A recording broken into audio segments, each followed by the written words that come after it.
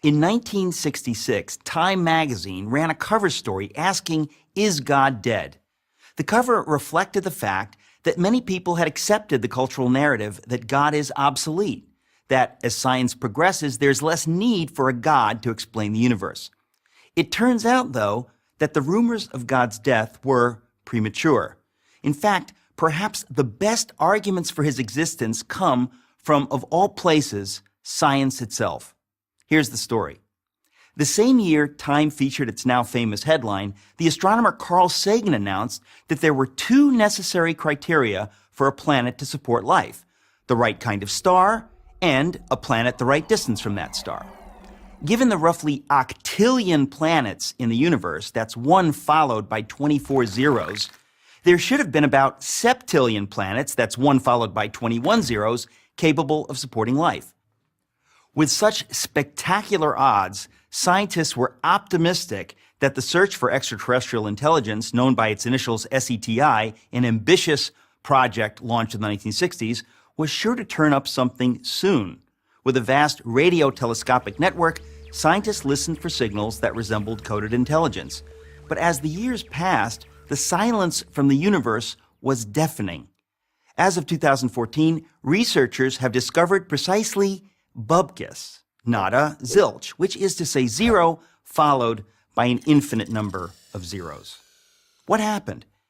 As our knowledge of the universe increased, it became clear that there were, in fact, far more factors necessary for life, let alone intelligent life, than Sagan supposed. His two parameters grew to 10, then 20, and then 50, which meant that the number of potentially life-supporting planets decreased accordingly. The number dropped to a few thousand planets and kept on plummeting. Even SETI proponents acknowledged the problem.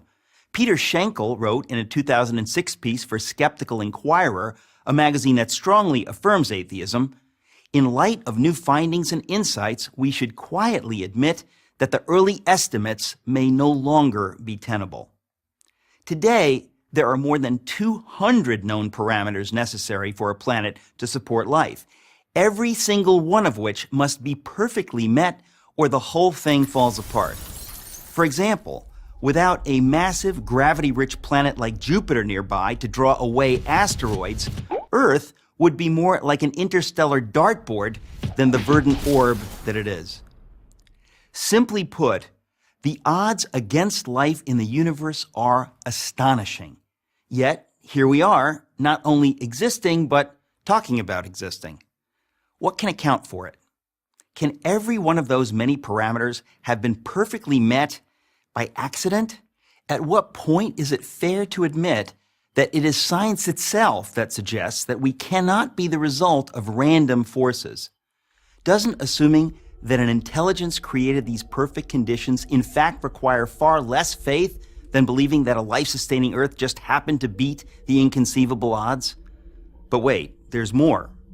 The fine-tuning necessary for life to exist on a planet is nothing compared with the fine-tuning required for the universe to exist at all. For example, astrophysicists now know that the values of the four fundamental forces, gravity, the electromagnetic force, and the strong and weak nuclear forces, were determined less than 1/1,000,000th of a second after the Big Bang. Alter any one of these four values ever so slightly, and the universe as we know it could not exist.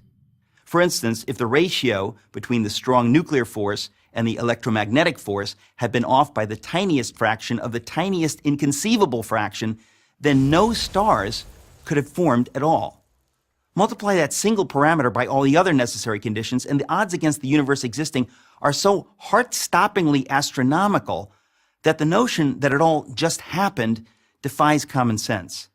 It would be like tossing a coin and having it come up heads 10 quintillion times in a row. I don't think so.